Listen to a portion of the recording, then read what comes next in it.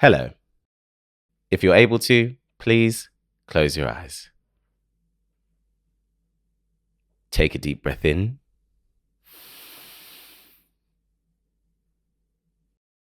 And a deep breath out.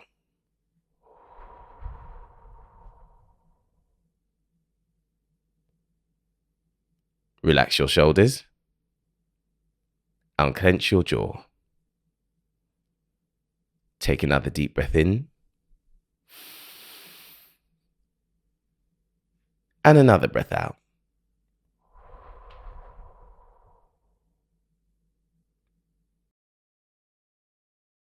You can open your eyes now. My name is David, and welcome to Mindful Moments. How are you today? I hope you're very well. In fact, would you mind if we did one more deep breath? Take another deep breath in.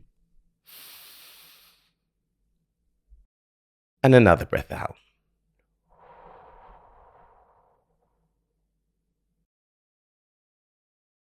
Thanks for indulging me. That one was just for me. I'm very, very happy to be back. It's been a couple of weeks since we've been here. I've been in Ghana over the last few weeks with my family and my partner. It's been absolutely incredible. It was an absolutely incredible trip. I'm so glad I went. I really feel a sense of calm and a sense of peace being back from this trip. I got a lot out of it. I posted a short video on Instagram about my trip to Ghana. I've started a new series on Instagram and on TikTok actually, where I, every couple of weeks, post a video in the style of a FaceTime where I kind of update on what's going on in my life. So if you ever are curious or want to hear a little bit more about what's going on in my day-to-day, then feel free to check that out. And in one of those videos, I talked about my trip to Ghana and my biggest takeaways from it. So if you want more about my trip to Ghana, that's where to find it. But had a wonderful time.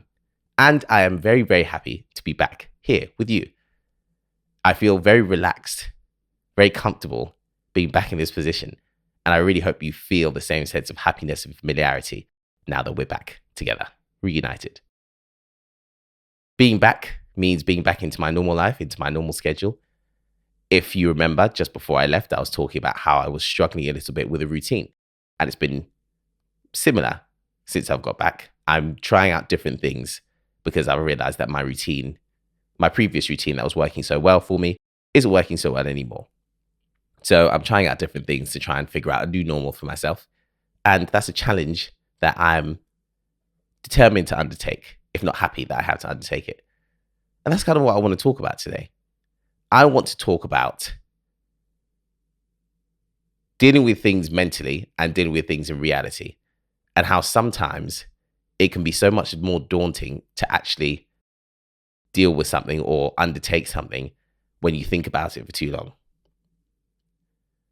A lesson I learned very early in my academic career when I was in school is that procrastination of homework, schoolwork, essays, the thought of doing those tasks was always a lot harder than actually doing those tasks. Yes, homework, essays, etc. were not fun. They were very difficult. I always chose essay-based subjects. I was very much involved in the humanities rather than the science side of things, or the science and math sides of things. So all my subjects always included a lot of writing, a lot of reading. Those things suit me generally, but writing essays, I really didn't like writing essays, and always had an essay to write. At any given point, I had an essay to write. And thinking about writing those essays was always worse than actually sitting down and doing them. It wasn't pleasant to do them, but at least in doing them, I was getting them done. In thinking about them, I was thinking about the hypothetical difficulty of doing them, feeling the stress and anxiety of that difficulty without actually accomplishing anything. Of course, before you tackle any task, before you do anything, you think about it first. I'm no longer talking about schoolwork, I'm talking generally. Before you do something, you think about it, hopefully. And there is merit always to think about things you do before you do them. It's a good thing to think about things before you do them, as a general rule. There comes a point where you think too much and thinking about things no longer serves you. You have to act. That's how I feel with a lot of the things I'm doing at the moment in life. I tend to like to plan. I like to plan out the things that I'm doing. And I plan and plan and think and think. And sometimes I get to a point where the planning and thinking is no longer serving me. I just have to actually do it. But in all my planning and in all my thinking, in my desire to negate any possible problem before it comes up, in my desire to avoid any discomfort before I have to feel it, I sometimes will think too hard, build something up too much in my head, and take far too long to actually tackle it in reality, because all I'm thinking about is the difficulty of that thing rather than actually doing the thing. There are some things in life which you need to make real and then deal with. Make it real, then deal. And that's how I'm trying to approach things at the moment. Things are so much more difficult in the hypothetical. I've proven to myself many times over that if I set my mind to something, I can do it. I've shown myself that in many ways. I've been able to show up for myself and be disciplined and do the things that I know I need to do.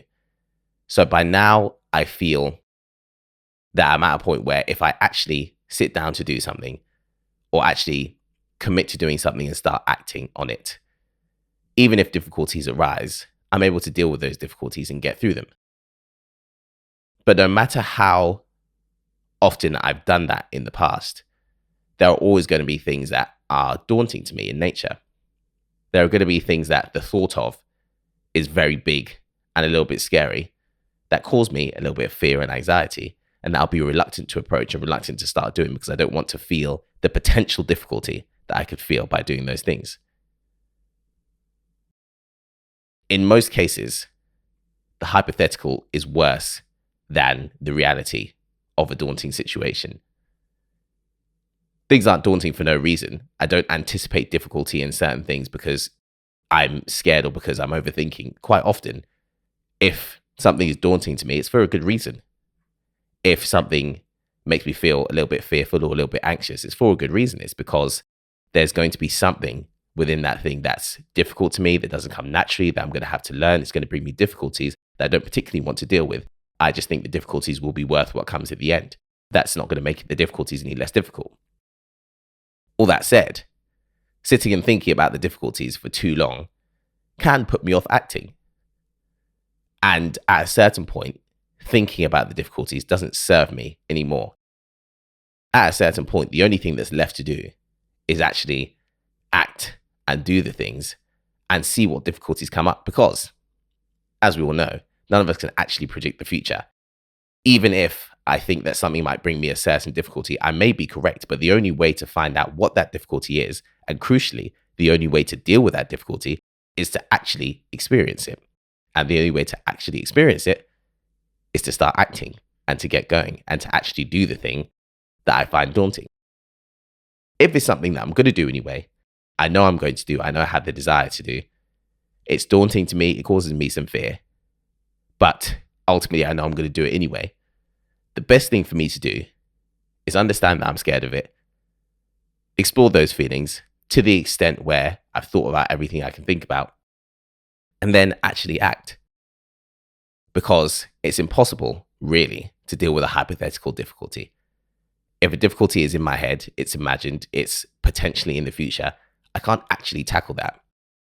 If I'm doing something and a difficulty arises, I'm able to practically deal with that difficulty.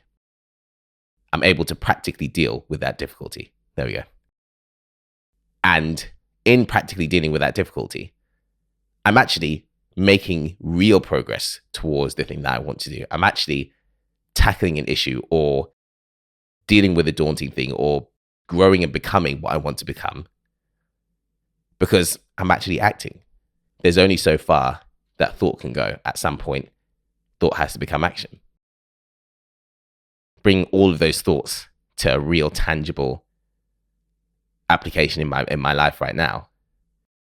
I've come back from 2 separate stints of traveling. I have a lot of creative things I want to do in the next few months. I am very aware that I'm entering a period in the year where typically a lot is asked of me, creatively, work-wise, and in my personal life. And I know that it's going to really benefit me to find a new routine and find a new way to continue to do the things I do and to essentially be better at the things I do as well. I've talked before about restlessness being an indication that it's time to grow and to become something different to what you were before. And that's what I feel now. I feel that sense of I need to kick into another gear. I need to take on different skills, change into a different version of myself, try out new things. I need to do all of those things. And all of that is very daunting. All of that has made me feel like doing absolutely nothing. And honestly, even me saying all this today is part of, when you say something out loud, so you hold yourself accountable to it. This is part of that. I know these things are required of me. They're all very daunting. And I've thought about these things and thought about them so much that now really the only thing to do is actually to do something. Which is exciting as well. As the things that are daunting to us exist on the side of a coin, and on the other side of the coin is excitement and something very good. You grow by pushing yourself out of your comfort zone. So being daunted by something and thinking of something and it causing you a little bit of fear isn't a negative thing in nature. As I said, you think about things before you do them because it's good to have some idea or sense of what you're getting yourself in for, of what you're going into.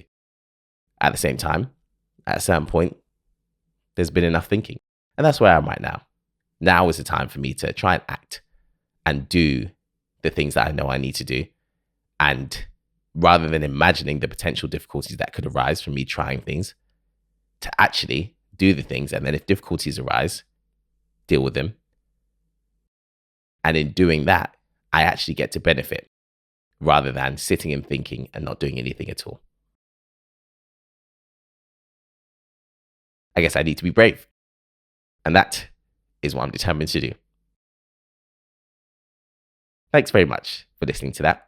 It's really wonderful to be back. As I said, I hope you have the same sense of familiarity and happiness that we're back together again. Thank you for being here. Thank you for listening. Whatever you're doing this week, I hope you have a wonderful one.